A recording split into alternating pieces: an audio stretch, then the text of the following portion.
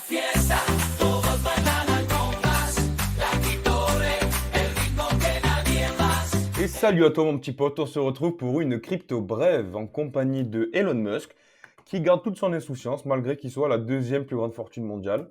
Voilà, il met une photo avant-après avec une petite glace, c'est plutôt mignon. Et on commence tout de suite avec le roi de la crypto qui est le Bitcoin. Et comme tu peux le voir, on a fait un sacré W en daily qui a été validé.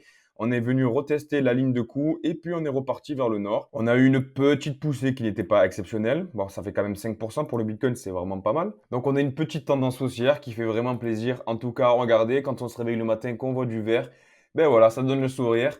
Et j'espère que tu es embarqué en tout cas parce que du coup, ben, on profite ensemble. On a Tao qui est toujours sur sa malédiction. Dès qu'il vient toucher les 400 dollars, bam, il se fait shorter, il en prend plein la gueule et il redescend directement. Je te rappelle que depuis qu'il a été listé sur Binance, il était monté à 1200 dollars et directement il s'est fait casser la gueule. Et ça, c'est dû au fait que quand il y a un token qui passe sur Binance, Binance achète une grosse louchée de tokens et du coup, ben, ils vont dump sur la communauté.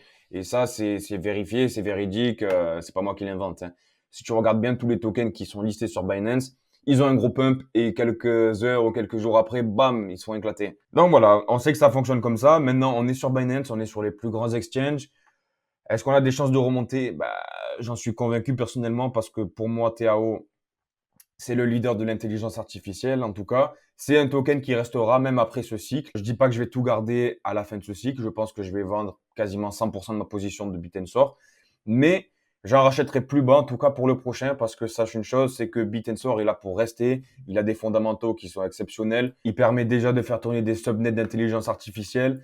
Il y a une couche Proof of Stake, une couche Proof of Work. En tout cas, je kiffe les fondamentaux, je kiffe le fait qu'il n'y ait pas de team, je kiffe le fait que ce soit limité à 21 millions de tokens, qu'il n'y en a pas beaucoup en circulation. Gros, j'adore ce token, frérot. Encore une fois, je vais te faire la chanson. Est-ce que tu es prêt? Je suis pas banquier ni conseiller financier, j'ai pas de cravate.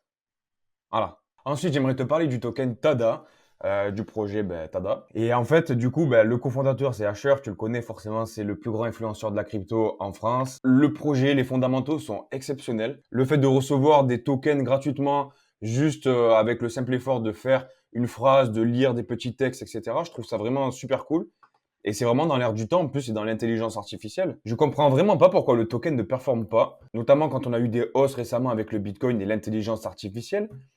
Ben, Tada ne prend pas. Tu vas me dire, c'est vrai qu'il est très récent, on a 12 millions de market cap. Bon, la FDV, elle est vraiment pas cool par contre, hein. On a que 10% des tokens en circulation.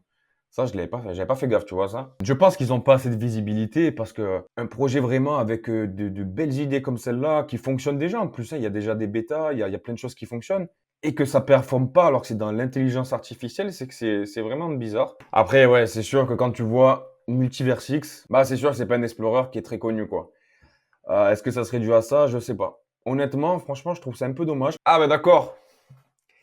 D'accord, mec. Bah, tu vois ce que je suis en train de voir là? Ok, bah j'ai compris.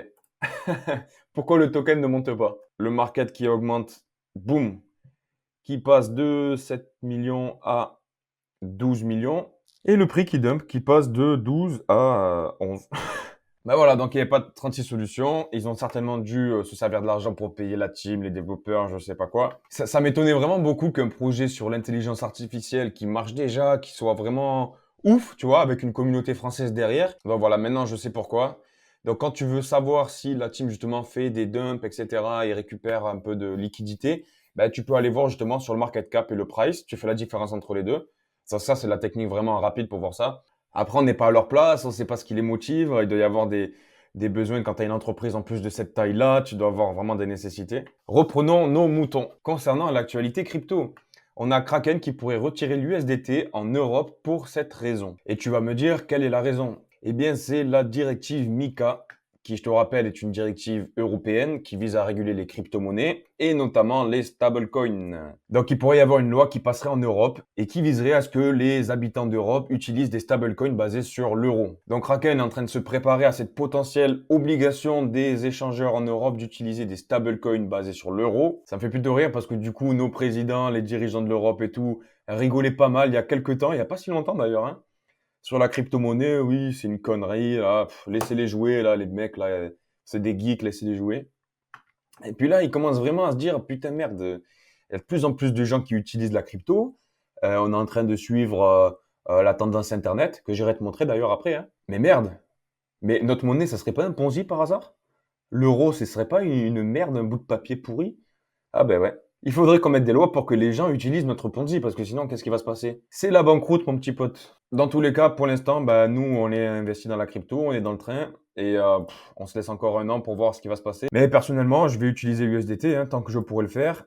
USDT et puis USDC aussi, comme je te le dis, je préfère l'USDC personnellement. Avant de continuer cette actu sur la crypto, j'aimerais te montrer NMT. Tu sais, je t'en ai parlé il y a 2 jours, je t'avais fait une pépitilla du coup sur mon crypto daily qui était celui-là. Voilà, avec le petit bull flag là. Donc il est monté à 7,36, il a une belle performance. On est allé toucher les 20% en 24 heures, donc c'est plutôt incroyable. Et je te rappelle que 20% c'est super, hein. Bon, il faut dégrossir parce que dans la crypto, des fois tu vois des 100% en un jour, etc. Dans le monde réel, 20% c'est énorme, mon gars. Dis-toi bien que un livret A c'est 2%. Et 10-20% pour un trader, ce sont de belles performances, hein. Donc faire du 20% en 24 heures, ben, c'est plutôt chouette. Surtout qu'on est en train de former un super W en 4 heures et qui pourrait aussi, si on casse cette résistance à 7,5, ben, pouvoir aller prendre son envol direction, ouais, direction les 9-10, quoi.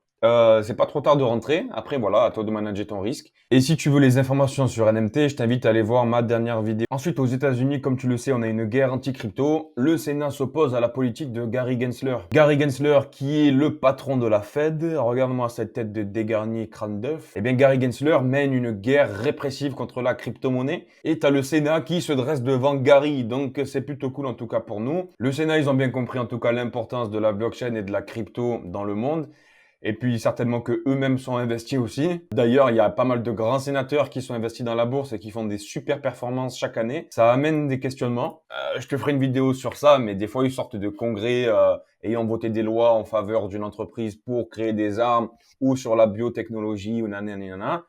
Et ils passent des ordres. Donc dis-toi bien que les sénateurs, c'est des petits salopards et qu'ils ont les informations avant tout le monde. Pour le coup, ben, les sénateurs, voilà, sont plutôt en notre faveur. Ils agissent un petit peu comme une armée qui défend la crypto. Donc voilà, ben, on va pas cracher dessus, hein, forcément. Quand on a des armes, on en profite.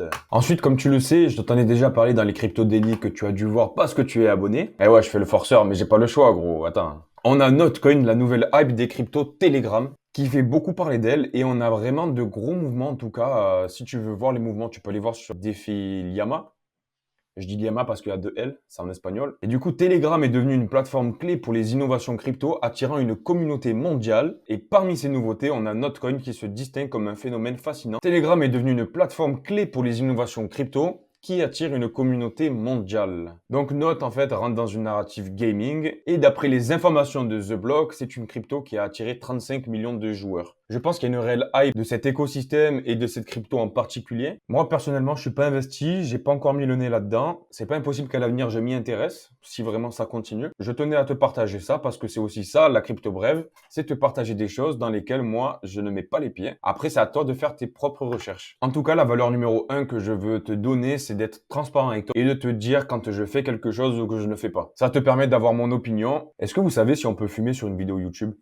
Bon, on verra bien si cette vidéo elle est bonne, ben je saurai que non, hein. Et c'est pas bien de fumer les gars, c'est vraiment pas bien de fumer parce que ça coûte cher. Non, ben c'est la santé surtout, la santé. Le plus important, mec. Ensuite, une nouvelle dont j'aimerais te parler, qui est le taux d'adoption mondial du Bitcoin qui a atteint 4,7%. Et ça rappelle donc l'engouement initial d'Internet. Actuellement, on a 430 millions d'utilisateurs de Bitcoin dans le monde. Comme tu le sais, l'adoption d'Internet a été de manière exponentielle. Et on voit que Bitcoin, en fait, il est même en train de dépasser cette bulle-là d'Internet. Et comme tu le vois sur le graphique que je suis en train de te montrer là, Bitcoin a une pente qui est vraiment parabolique et qui pourrait nous amener à penser qu'il pourrait y avoir une même adoption qu'Internet.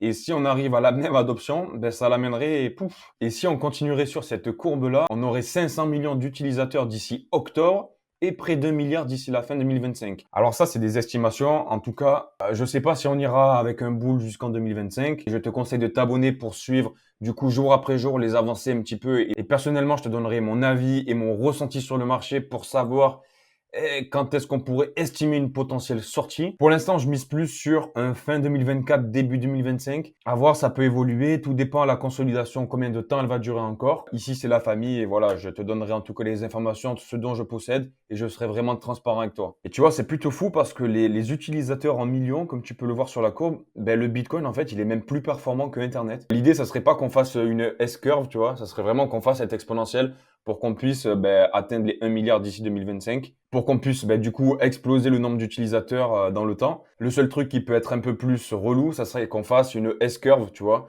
avec une espèce d'exponentielle au début et on finit par une logarithme. Si tu veux mon avis, moi je mise plus sur une exponentielle, en tout cas à moyen terme. À long terme, forcément, on aura une logarithme parce qu'il n'y a pas des milliards et des milliards d'habitants qui vont naître chaque année. Donc forcément, à un moment donné, ça va se stabiliser. Mais selon moi, on va rentrer vraiment dans une guerre froide des cryptos et du Bitcoin. Toutes les banques commencent à acheter du Bitcoin et en fait, ils se rendent compte que c'est vraiment l'or numérique qu'il faut posséder aujourd'hui. Donc on va rentrer certainement dans une course à l'armement du Bitcoin, comme je te répète très souvent. La crypto daily de Crypto Bref est terminée pour aujourd'hui et je te dis à demain pour une nouvelle Crypto Daily où je te présenterai d'ailleurs, en plus de l'actualité, une pépite crypto. Je te souhaite un bon samedi et je te dis à demain. Ciao! En la fiesta.